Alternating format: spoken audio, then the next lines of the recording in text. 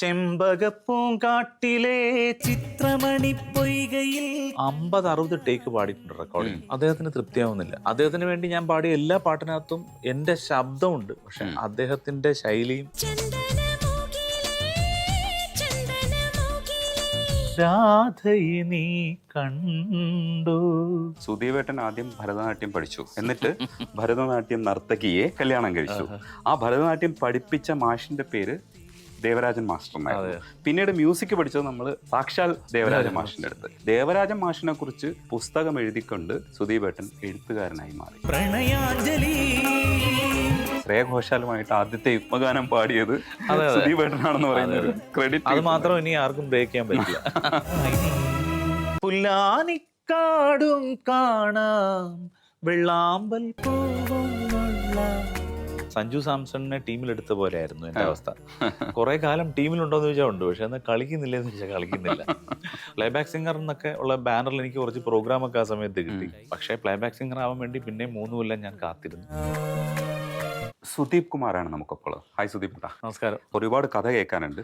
അതിനു മുമ്പ് ആദ്യം ഒരു പാട്ട് പാടാം. അധരം സഖി മധുരം നീയേകിടാം.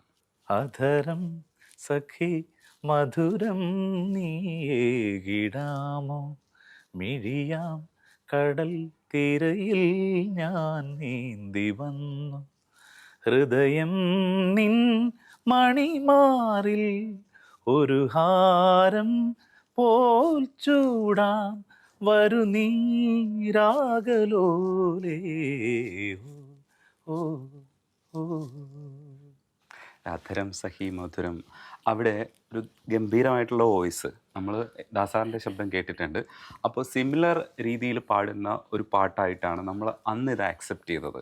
ആ സമയത്ത് രസമുള്ളൊരു പാട്ടായിരുന്നു. പല രീതിയിലുള്ള പാട്ടുകൾ പാടിയിട്ടുള്ളപ്പോഴും ചിലപ്പോൾ ദാസാറിൻ്റെ ശബ്ദമായിട്ടൊക്കെ നമ്മൾ എന്താ പറയുക, യോജിപ്പ് കണ്ടെത്താൻ പറ്റുന്ന ഒരു ശബ്ദമായിരുന്നു സുധീപേട്ടൻ്റെ. അതുകൊണ്ടാണ് നമ്മൾ ആദ്യമൊക്കെ ഒരു ആക്സെപ്റ്റൻസ് സുധീപേട്ടന് കിട്ടിയത്. പിന്നെ അതിൻ്റെ ഒരു റൊമാൻറ്റിക് ആയിട്ടുള്ളൊരു ഭാവത്തിൽ നമ്മൾ പിൽക്കാലഘട്ടത്തിൽ നമ്മൾ കുറച്ചുകൂടെ ഉപയോഗിച്ചു തുടങ്ങി. അങ്ങനെയാണ് ഞാൻ മനസ്സിലാക്കുന്നത്. സുധീപേട്ടൻ്റെ പ്രൊഫൈൽ നോക്കുന്ന സമയത്ത് സുധീപേട്ടൻ ആദ്യം ഭരതനാട്യം പഠിച്ചു, എന്നിട്ട് ഭരതനാട്യം നർത്തകിയെ കല്യാണം കഴിച്ചു. ആ ഭരതനാട്യം പഠിപ്പിച്ച മാഷിൻ്റെ പേര് ദേവരാജൻ മാസ്റ്റർ എന്നായിരുന്നു. പിന്നീട് മ്യൂസിക് പഠിച്ചത് നമ്മൾ സാക്ഷാൽ ദേവരാജ മാഷിൻ്റെ അടുത്ത്.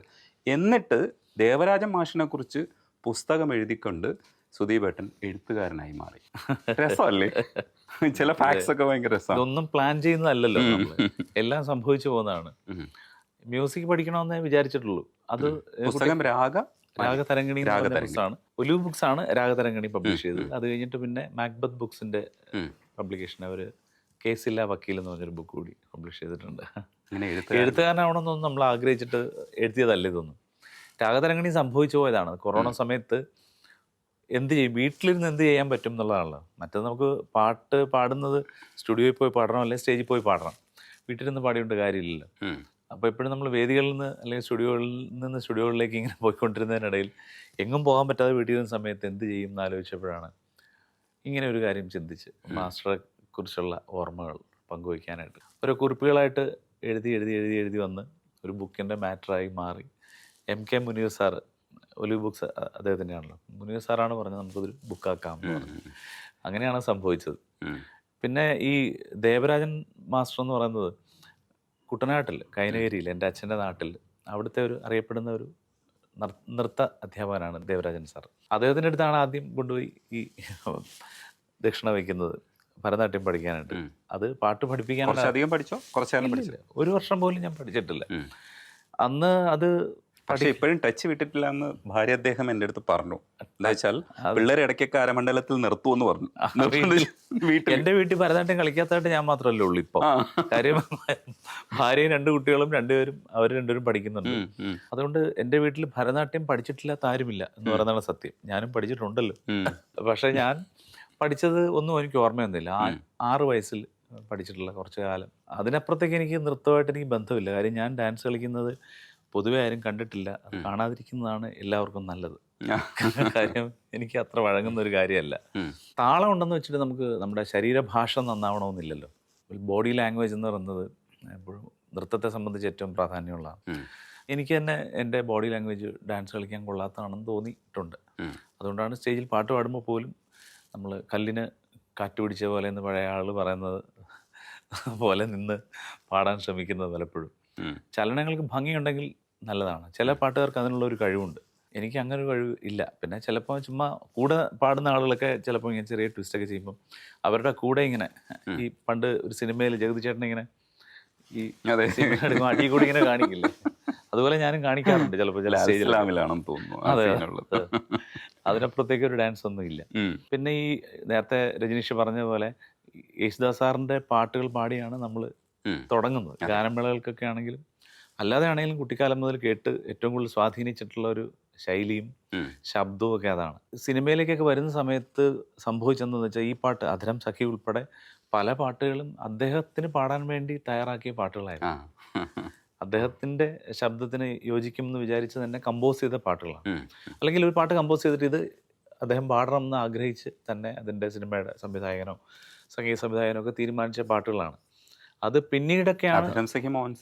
അതെ, മോഹൻ ചേട്ടനാണ്. വിനയൻ സാറാണ് എനിക്ക് ചാൻസ് തരുന്നത്. അപ്പം മോഹൻ ചേട്ടനെ എനിക്ക് അതിന് മുമ്പ് അറിയില്ല. അപ്പോൾ വിനയൻ സാർ എന്നോട് പറഞ്ഞു, നീ മോഹനെ ഒന്ന് പോയി കാണും എന്ന് പറഞ്ഞ് ഞാൻ അവിടെ ചെന്നു. അദ്ദേഹം ഈ ട്രാക്ക് എന്നെ കേൾപ്പിക്കുന്നു, ഞാൻ പഠിച്ചിട്ട് പാടുന്നു. അതിനപ്പുറത്തേക്ക് അതിന് പ്രിപ്പറേഷന് കാര്യങ്ങളൊന്നുമില്ല. അപ്പോൾ അത് യേശുദാസ് സാറിൻ്റെ ശബ്ദത്തിനും ശൈലിക്കും നന്നായിരിക്കുമെന്ന് വിചാരിച്ചിട്ട് അദ്ദേഹം കമ്പോസ് ചെയ്തൊരു പാട്ടാണ്. അപ്പോൾ അത് അദ്ദേഹത്തിൻ്റെ പാട്ടുകൾ പാടി വന്നിട്ടുള്ള, അദ്ദേഹത്തെ ഫോളോ ചെയ്ത് വന്നിട്ടുള്ള ഒരാളെന്നുള്ള രീതിയിൽ ഞാൻ പാടിയപ്പോൾ എവിടേക്കോ അതിൻ്റെ ഒരു എവിടെയെങ്കിലും ഒക്കെ എന്താ പറയുക ചില ടച്ചസ് ഒക്കെ വന്നിട്ടുണ്ടാവും എന്നുള്ളതല്ലാതെ അദ്ദേഹം എപ്പോഴും എന്താ പറയുക അപ്രാപ്യനും നമുക്കൊരിക്കലും എത്തിപ്പെടാൻ പറ്റാത്ത തലത്തിലുള്ള ഒരു വലിയ ഗിരി ശൃംഗമാണെന്നാണ് ഞാൻ വിശ്വസിക്കുന്നത്. ആദ്യ ചോദ്യത്തിലെ ഉത്തരങ്ങൾ ഇനിയും ബാക്കിയുണ്ട്. അതിനു മുമ്പ് പാട്ടിന്റെ ബ്രേക്ക്. ചന്ദനമുകിലെ ചന്ദനമുകിലെ കണ്ണനെ നീ കണ്ടോ, കുഴൽവിളി നീ കേട്ടോ എന്നുള്ളതാണ് ഒറിജിനൽ വരി ചിത്ര ചേച്ചി പാടിയത്. അതെ അതെ. സുദീപേട്ടൻ പാടിയതിൽ വീണ്ടും വരി എഴുതിയാണ് ചെയ്തത്. രാധയെ നീ കണ്ടോ, നായർ സാറാണ് എഴുതിയത്. അതെ അതെ അതെ. രാധയെ നീ കണ്ടോ പിന്നെയും വ്യത്യാസമുണ്ട്. എന്താന്ന് വെച്ചാൽ അത് സിനിമയിലുള്ള പാട്ടല്ല, അത് ഓഡിയോയ്ക്ക് വേണ്ടി റിപ്പീറ്റ് എടുത്ത പാട്ടാണ്.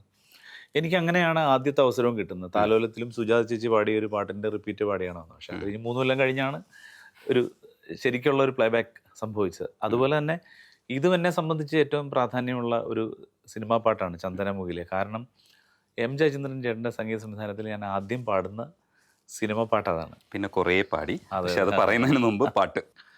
ചന്ദനമുകിലേ ചന്ദനമുകിലേ രാധയെ നീ കണ്ടോ, അനുരാഗ വിവശയാണോ,